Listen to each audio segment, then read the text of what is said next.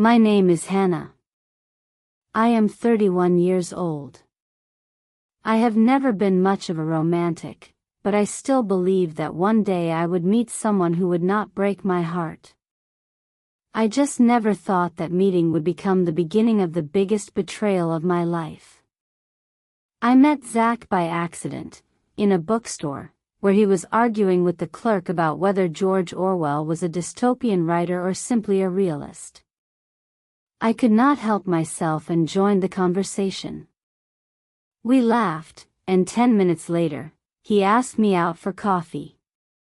It felt natural. Easy. We started dating. Not every day, but consistently, 2 or 3 times a week. Dinners, parks, evenings at home with movies. He was attentive, interesting, and sometimes a bit mysterious. But I liked that. Zach seemed mature, calm, like a man who knew what he wanted. I did not rush to tell anyone about him. Not even my sister. Julia was just a year younger than me, but my complete opposite. I was quiet and reserved, and she was impulsive, charming, a natural showwoman. And she always got more attention, even when she was not trying. After 2 months, I finally decided to tell her. We went out for lunch, and I mentioned I had been seeing someone. I told her his name was Zach, and the moment I said it, Julia turned pale. Zach, she repeated. Tall, dark hair, slight accent. My heart dropped. Yes, how do you know him? She looked at me, eyes wide, and slowly said. Because I have been dating him for almost 6 months. I felt the air in the room thicken. Even the background noise of the cafe, which just a minute ago had blended into the background, suddenly became unbearable. I could not believe what I had just heard. Are you serious? I whispered. Yes. We met through a dating app. He took me out to dinner, and things took off from there. We even went on a weekend trip to Savannah, she replied, still visibly shaken. I had no idea you were seeing him. And I believed her. Because I had not told anyone either. Zach and I never posted pictures together, never shared anything on social media. It truly looked like 2 completely separate stories. So, what now? She asked after a pause. I had no idea what to say. Part of me wanted to text Zach right away and get the truth. The other part just wanted to run away from the entire situation. We agreed that neither of us would contact him. That we would both walk away. Let that hypocrite sit alone in his twisted double life. I deleted his number, erased our messages, even blocked him on social media. And though it hurt, I felt stronger. Julia and I grew closer than we had been in a long time. We drank wine in the kitchen, laughed, looked through old photos. We promised not to let one man ruin our sisterhood. But just over a month later, she said something that changed everything. Hannah, Julia could not look me in the eye. Zach came back. He asked for a second chance. And I said yes. I looked at Julia like she was a stranger. Her eyes were pleading for understanding, but my mind was screaming one word, betrayal. You said yes? I whispered. After everything? I know how it looks. But he told me that what he had with you was fleeting. That he did not know we were sisters until he saw a photo. And that I am the one he truly loves. It felt like a slap in the face. I had no words. I did not scream, I did not cry, I just stood up and walked out of the kitchen. We did not speak for a week. And even though Julia tried to smooth things over with apologies, I could not just erase what happened. 2 months later, they announced they were getting married. A wedding. And not just any wedding, a full-blown family event with white roses, silk dresses, and teary toasts from our parents. I got an invitation, of course. A formal one. No phone call, no personal message. As if I were just another guest. I did not want to go. But Mom begged me. Be the bigger person, Hannah. She's your sister. It's her day. So I went. In a pale blue dress, with a forced smile, and a heart pounding like I was walking into an interrogation room. When Julia walked down the aisle in her white gown, and Zach stood there smiling at her, I felt my whole reality shift. But the real shock was still to come. After the vows, when they were hugging and everyone clapped, my phone buzzed. A message from an unknown number. Your sister is not the only one he is playing. If you want to know more, reply.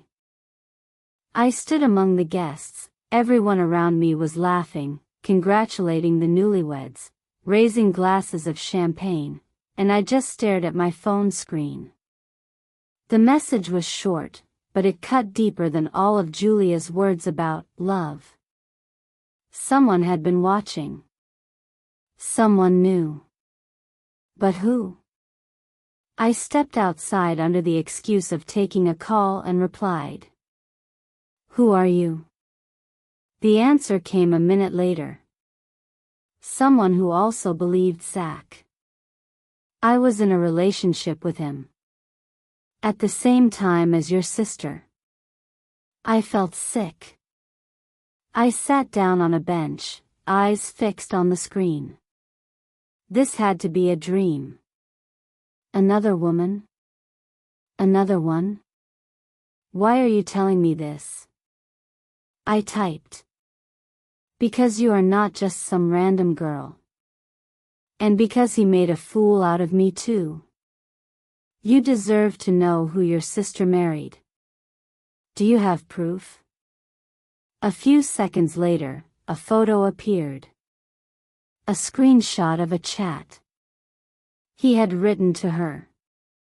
I am getting married, but it is just a formality. You are my real life. And another photo. A mirror selfie of them.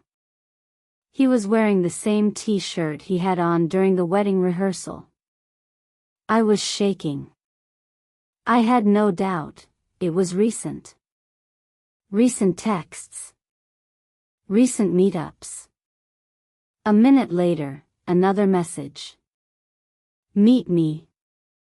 I will show you everything. He will not stop. My name is Alex. I looked through the window into the banquet hall. Julia was hugging Zach. She was glowing with happiness. She trusted him. And me? I was standing on the edge of disaster, and I knew I could not stay silent. The next day, Alex and I met at a small cafe on the outskirts of the city. She wore dark sunglasses, her hair pulled back into a ponytail. Her eyes were steady, calm, but held the same kind of exhaustion I had seen in the mirror. I did not want to get involved, she said as soon as we ordered coffee. But after he ghosted me, right after the wedding, I realized I was not the only fool in this story. How long did you know him? I asked, though I was afraid of the answer. Over a year.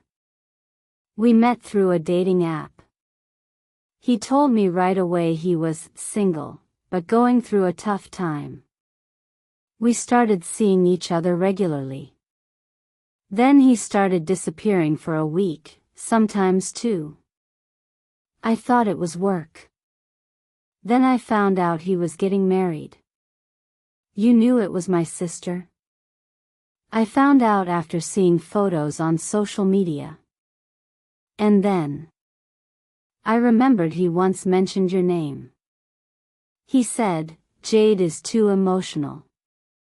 A chill ran through me. It felt like another knife in the back. He had talked about me to another woman. Twisting the story.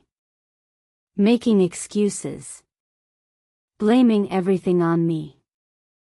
Alex opened her laptop. She showed me dozens of screenshots, photos, voice messages. They had been texting even the night before the wedding. You are my only one. I will tell her everything after the honeymoon. I had to marry her. It is part of my plan. Plan? I asked. What did he mean by that? Alex shrugged. He mentioned something about an inheritance. That her family was important. That it is complicated, but worth the wait. The picture in my head became clearer. Darker. Manipulative. Calculated. I thanked Alex. We exchanged contacts. I drove home, not knowing what to do with the truth.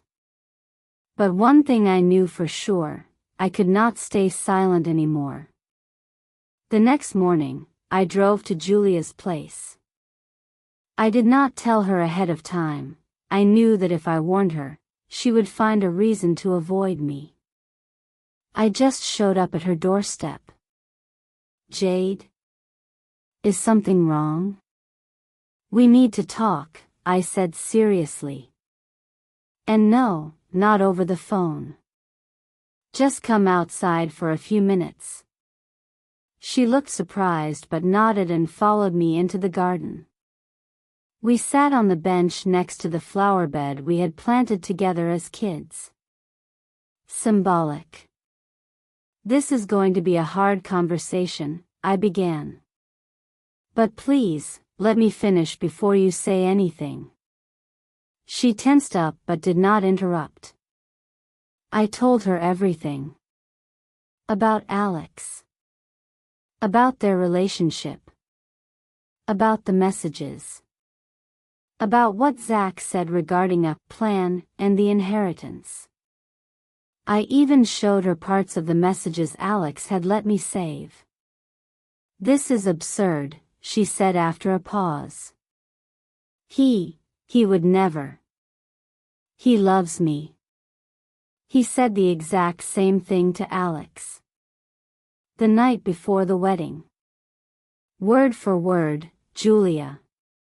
Maybe it is some mistake. Someone else. A fake. Emma, I wanted to believe that too. But it is real. You know how convincingly he can lie. You have seen how he performs in public. She stood up from the bench, pacing back and forth. Her hands were shaking. But why? Why get married if he was with someone else? She said he talked about money. Influence. Your family. My family? We do not have, she stopped. I noticed something shift in her eyes. Like she remembered a detail that had seemed minor before. What? I asked. Mom has a trust fund. It only becomes available after a legal marriage. And only if the spouse is approved by the family. I froze. And she approved him? She said he was too perfect to be real. But after the wedding, her tone changed. She said she was not sure if it was worth it. The puzzle pieces started coming together. This was not just betrayal. This was a scheme. And if that was true, maybe Alex and I were not the only ones. After that conversation, Julia and I could not sit still. For the first time in months, we were sisters again, not enemies, but allies. And now we had a common goal, to find out who Zach really was. We started with his past. I created a fake account and messaged one of his exes I had found through comments on his social media. Her name was Clara, and she was surprisingly open. Yes, we were together for 2 years. He told me I was the love of his life. And then he vanished. Just one day, he was gone. Later I found out he was already engaged to someone else. Julia, I think. I asked if he had ever asked her for money. He did. Not directly. He said he was having trouble paying for school, so I helped cover part of it. Then I bought him a new phone. I am honestly ashamed. And Clara was not the only one. We found 3 more women. And each of them had similar stories: charm, fast connection, promises, then disappearance or sudden betrayal. We have to do something, I told Julia. Zach is dangerous. He is a professional manipulator. But how do we prove it? She looked exhausted. He is clever. He always leaves himself an escape route. That is when I came up with a plan. We would set a trap, not to punish him, but to reveal the truth. Here is what I proposed. We stage a chance meeting where Julia pretends to forgive him, tells him she wants to start over. And that her family reconsidered. That the trust fund will open if they stay married a few more months. We would record everything. At first, Julia hesitated. But then she said, "If I can save someone else from him, I will do it." And so began our little operation. We spent a week preparing everything. Julia rehearsed every word she needed to say, and I set up a hidden camera in the living room of her apartment. We agreed she would invite Zach over for a reconciliation dinner, and during the conversation, she would carefully bring up the topic of money, just to see how he would react. He agreed immediately. I knew we did not get married for nothing, he told her on the phone. We are stronger than all this. We will be together again, baby. I felt sick hearing that. But we could not back down now. This was our chance to get to the truth. The evening came. I sat in the next room with headphones on, watching the camera feed. Julia wore a light dress, the one he once called perfect for a wedding anniversary. She was nervous but held it together. When Zach walked in, there was no trace of shame on his face. He was smiling, acting like always, confident, calm, a little too sweet. "You look amazing," he said and leaned in to kiss her. She subtly pulled back. "We need to talk," she said. "I have been thinking. And I realized maybe we rushed into all the negativity. If you really love me, we can fix this."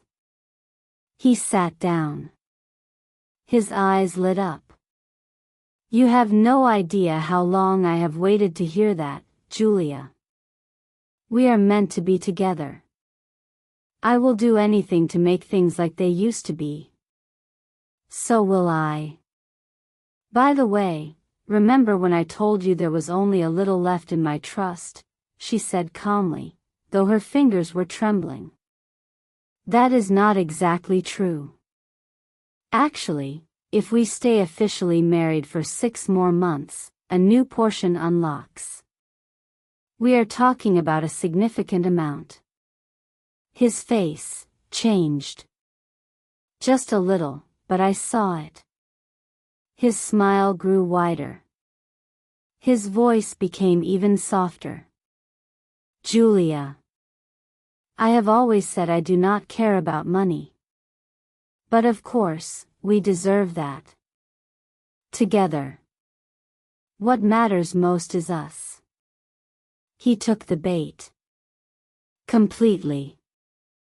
And a few minutes later, he pulled out his phone and sent a text. And I saw who it was for. Not me. Not Julia. A third woman. A name we had never heard before. On the screen flashed. Everything is going according to plan. She bought it. 6 months and we are free. I took a screenshot. My mind was on fire. A third? Another one? This was no longer just betrayal. This was a scheme. We were looking at a snake who simply changed its skin, not its nature. After that message, Julia and I sat in her apartment for over an hour in complete silence. We were both frozen. I could not take my eyes off the screenshot. She took the bait. 6 more months and we're free. The recipient's name was simply saved as L. No photo, no last name. He is doing all this, not just for the money, Julia whispered. He manipulates us because he can. Because he enjoys it. We have to find out who this L is, I said. And fast. We went through his social media. Everything looked clean, perfect. But when Julia logged into his iCloud-linked account through an old iPad, we found something. He had a second Instagram account under a different name. Among his followings was a woman named Lauren Chase. She was a lawyer. A few years younger than us. And judging by her posts, she had been at the same hotel in Miami with him while he was supposedly on business, during the time he was still dating Julia. And then came the nail in the coffin, a photo with the caption, "My man knows how to plan surprises, red heart." It was posted just days after Zach had begged Julia to give him another chance. In the photo, a beach, wine glasses, and Zach's hand. I snapped. Everything I had felt, the disgust, the anger, the betrayal, turned into cold determination. We are going to destroy him. But not with emotion. With evidence. In front of witnesses. We contacted one of Julia's lawyer friends. He agreed to help us document Zach's cheating and manipulation, since the marriage was still legally valid, and Zach had access to part of her assets. The key was, everything had to be on record. The texts, the calls, even a late-night video of him calling Lauren and saying, "That idiot has no clue." We gathered it all. And prepared one final gift for Zach, a dinner meeting with all 3 of us, me, Julia, and Lauren. Yes, we had reached out to Lauren anonymously, posing as a woman trying to warn her. She agreed to meet. Women always sense when something is off.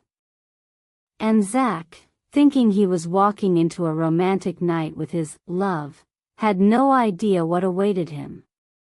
We chose the restaurant intentionally, the same place where he once told Julia, "You are the woman of my life." Poetic ending, right? Julia and I were already seated at a table by the window. 5 minutes later, Lauren arrived, a slim blonde in a business suit, confident but cautious. "You messaged me," she began, looking at both of us. "What is this meeting about?" "Let's just wait for one more guest," I said with a calm smile. A few minutes later, Zach showed up. He saw us, and froze. Then quickly turned around, but a waiter was already behind him, guiding him to our table. "Hi, Zach," Julia said calmly. "Sit down."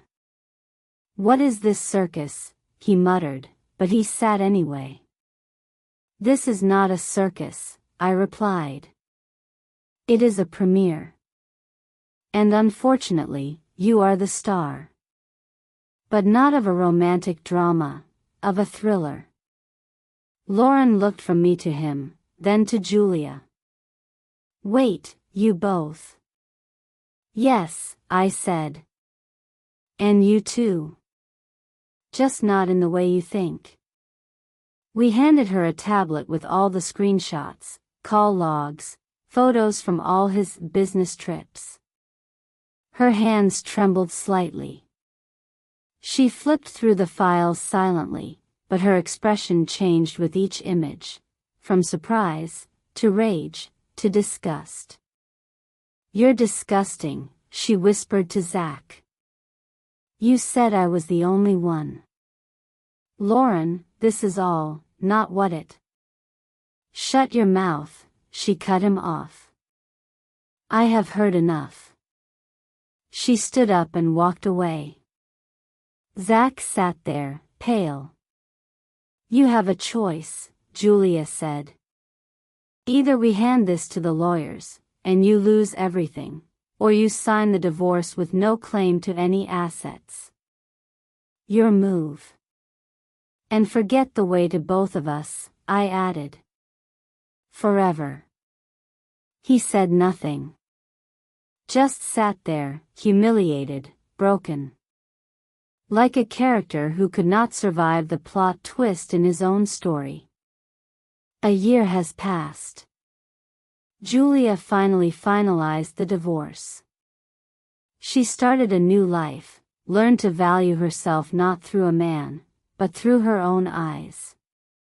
I moved to another city. And though the scars remain, I am no longer afraid to trust. In fact, I am grateful the truth came out. Because a bitter truth is better than a sweet lie that eats you alive. And Zach? They say he is alone now. Lauren changed her number. And we changed ourselves. This story did not end in tragedy. It ended in cleansing.